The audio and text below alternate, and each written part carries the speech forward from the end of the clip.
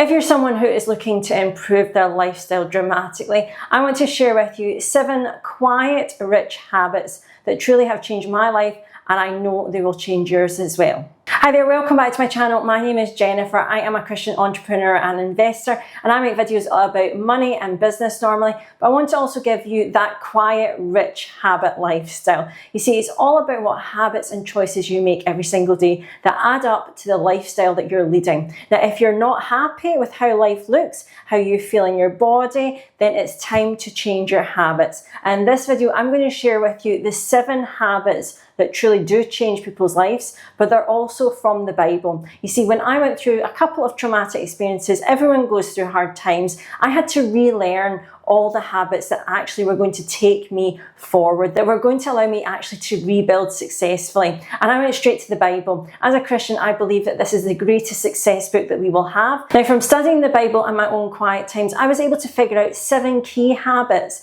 that actually people in the past had used for great success. And I'm going to share them with you. And actually, the great thing is these habits you don't have to figure out on your own. I've actually created an app, a journal, and a challenge concept around these 7 habits so that you can take your life from right now to somewhere even better by following them for 40 days. Everyone wants that peaceful, restful life. We all want to be successful in whatever profession or whatever calling is. Success is different for every single person based on your purpose and passion, but generally we want enough resources to live the life that we're comfortable with. We also want to be able to help others. We also physically want to feel great. We want to be looking after the body that we've been given. And I found that over time there was a couple of key habits that consistently people who were doing well, that I looked forward to what they were doing in the world and wanted to be similar to them that they were actually doing in their life. My discovery of these habits, as I've said, came out of a time of having to rebuild myself. I've been through a number of events that have been less than ideal, shall we say, and I've covered them briefly on this channel.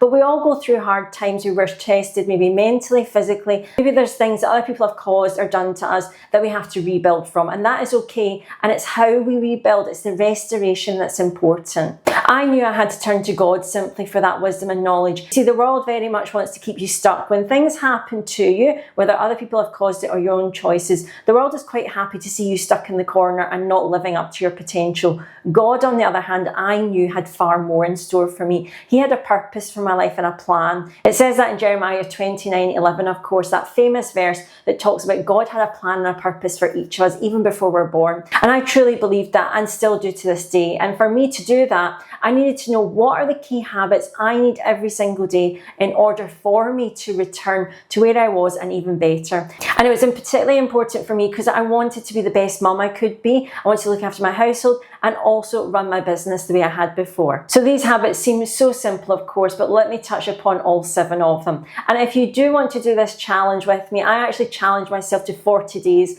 of applying these habits and saw great results from them. I've created a whole concept called the Project Joy 40 Challenge around it. There is an app that's free to use and download on Android and Apple Store. You can also get a journal, and I'll leave links in the description where you can go and get the challenge and try all these habits for 40 days and see where you end up. I truly believe it will do amazing things in your life if you follow all these habits for 40 days. So let's cover these habits very briefly. The first one, move. Well, it goes without question. It is backed by science. It is backed by the Bible as well. You need to look after the body that you have been given. Now, the best way to do that is commit to almost daily exercise. In this particular challenge, I realized that I had to feel good about my body, but also maintain it, make it strong and healthy for as long as I was needed to do what my purpose was. And for that, that meant moving at least 15 minutes a day. Now, I didn't define how I was going to move. It could be a walk, it could be dancing. And that's my first quiet, rich habit that is so important. You have to commit to moving and exercising your body in some way, at least every day. Now, with this challenge, it's a little bit different from most. I'm not going to tell you you must do all these habits every day. You're going to set the time limits for how long the habits take, the type of activity that you do for each of the habits. You're completely in control. The next habit I realised was the quality in and out was important. It was focusing on what is the best quality food that I could put in my body, what was the best quality drink, but also what was the best quality of entertainment and things surrounding me. So this really took me aback I really had to look at, what food was I buying in the supermarket? I had to heal myself physically as part of this journey, and I knew very quickly that food was medicine. I didn't need to give myself lots of tablets. I could actually use the food I was eating to repair some of the physical things I needed, and also to make me feel great. And I quickly saw that certain foods didn't make me feel good. And so I went right back to basics and went back to a whole foods diet. Now this, of course, is not personal advice for you. I'd really recommend looking and seeing how your body feels when you eat certain foods. Are there foods actually that your body can't tolerate the same, that you feel sluggish, that actually some just make you don't feel good at all? Why not take them out of your diet and see the difference? This particular habit got me to look at how I was structuring the food I was putting in, thinking about that as a committed effort. Now in my particular situation, I actually went to being vegan because I felt like when I ate meat, I just didn't enjoy it the same way, but I wanted to be eating fruit and veg, and so that's what I do. It's not for everyone, of course, I don't push it on other people, but in my particular situation, I found that vegan lifestyle suited me the best. And that's where you use wisdom and also spend some time in prayer. God knows the right foods for your body to help you heal and also for your longevity. Take the time to pray about what's right and you will get the answers. Along with that is quality out as well. So I challenged myself to think about the environment around me. What was I exposing myself to in terms of music? What was I reading? What was I watching? You see, when we're consuming media and different things, even people around us, they have an influence over us, and that can be good or bad. That can be actually something that makes us feel not very good if it's the wrong type of influence. And so I challenged myself to think about the things in my home and what I was exposing myself to. And I really went very strict with myself. I got rid of anything that didn't uphold and make me feel good and joyous. This is also an aspect where links to money. How are you using your money is linked to your quality in and out. We have to use money to think about our food and drink and also the things that we're spending for entertainment or products around us. It really got me to focus on how was I spending my money? Was I budgeting? Was I investing? Was I saving? And that's another quiet, rich life habit that if you are managing your money well, God, of course, could bless you with a lot more. The next quiet, rich habit is learning and growing. It is so important that every day we are learning something new about ourselves or the world around us. And I really challenge you as well, you want to be the expert in the field that you're called to be in. I want to be the very best at educational content. I want to put out the best videos I can. I really challenge you, when you focus on this habit to learn something new every day, develop the habits and skills that you love already, this can really change your life. This will also change your value to the world and the marketplace. If you go for jobs, your skill set will really have improved. You might even learn some new things that you've been putting off. So I challenge myself for these 40 days to think about what could I learn as new skills and also add to my life. This all comes from the Bible as well. Be excellent at what you do and you love. We have integrity as one of the key things that we strive to be as Christians. We tell the truth,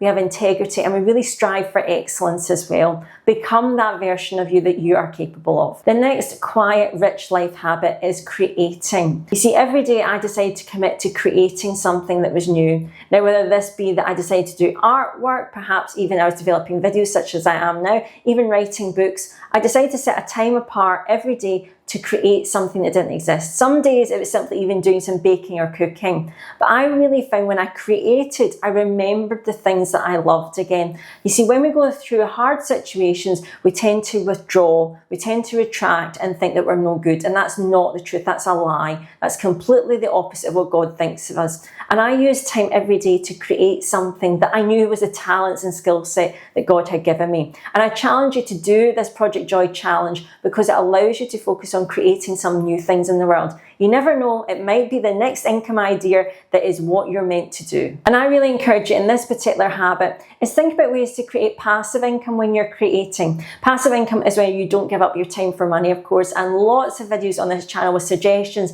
and the concepts. Why not use it as time to create a passive income source that you can then put more money into your life in the future? The next quiet, rich life habit is being generous and giving. Now, this is a habit that the world doesn't really want you to be. And in fact, the Bible is very clear that we should be generous givers. God has given us this life. We actually have usually more than we think we have, and there is someone else who could probably use our help. I really strive to live this out. I particularly enjoy tithing every time I get paid, which is where I give 10% minimum of physical monetary values to wherever I think it's needed to other people. You can also give with your talents and your skill sets. Of course, I give with my talents by creating videos in other ways. This is a habit really encouraging us to daily give to others. It could be a random act of kindness, somebody that you see, give them a compliment, sending a text message to encourage someone, or just doing something kind without even anyone noticing. I really encourage you, when you strive to be generous, that is when God will also be generous back to you. I particularly love Proverbs 19 verse 17, where it says, "Whoever is kind to the poor lends to the Lord, and he will reward them for what they have done." You see, God sees when you are generous and good to others. He is watching how you treat others and what you expect back from him. If you're someone who is absolutely striving to cause trouble and hurt other people, well, then you will equally probably experience that in your life. What we sow is what we get. That's from the Bible as well. And so if you're looking to be kind and generous, well, then other people will notice that and they will want to be generous to you. But God also notices that, and he will reward you in many ways that you can't even imagine for the good. The next quiet rich habit is gratitude. Now, it's an easy thing to do. You go, oh yeah, absolutely, I'm happy with my life.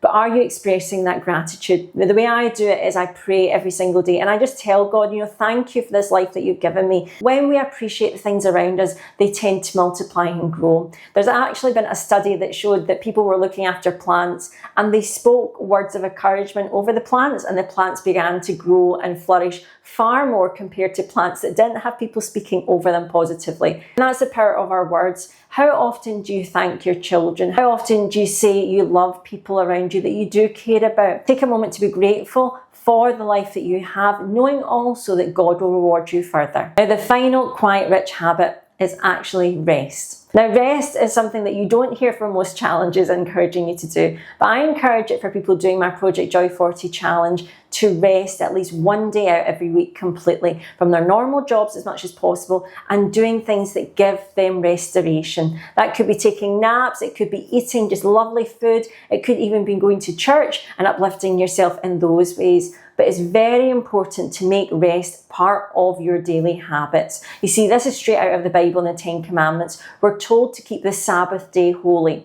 Now, the Sabbath day, of course, can be determined by what day you want to pick. I choose a Sunday and I go to church and have a quieter day with my children, normally then as my Sabbath. But it's all about rest. You see, your body and mind is not designed to be go, go, go all the time. You are going to burn out. That has been proven by scientists, and it's proven even in your own life probably as well. You know the times that you have not stopped, then something has happened to make you stop. And I'm going to really encourage you, make rest part of the habits. You see, when we leave things alone and don't take active actions, things can still grow and multiply. That is God's work in your life. And when we rest, we're giving it an opportunity to grow exponentially more than we can imagine. Now, I want to really encourage you, if these 7 habits resonate with you, I have created the Project Joy 40 challenge, which is a 40-day challenge committing to these habits that I know it changed my life when I did them. And I really believe it can change your life too. Now, of course, this is not personal advice for your situation. Please make sure you're healthy and strong before you take part. But I do believe that these habits in combination compound over time,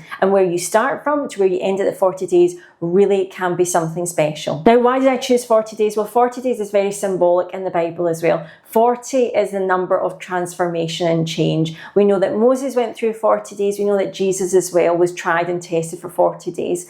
I know that 40 days is a good amount of time to start new habits and see the change in your life. And I really encourage you, go and check out my app and journal. The links are down below in the description bar. Check it out, give it a go. It's free to do, and you can even do it with your friends or on your own if you prefer. So please do check out projectjoy40.com. That's my website, all about my app, for more information. And as I've said, this is for educational purposes only. This is not personal advice for you. But I do believe a lot of these habits will have a great impact in your life if you commit to them for at least 40 days. So if you take part in the challenge or you do any of these habits, please do let me know in the comments if they've helped you in any way. I would love to know that. And as always, thank you so much for watching. I'll speak to you very soon.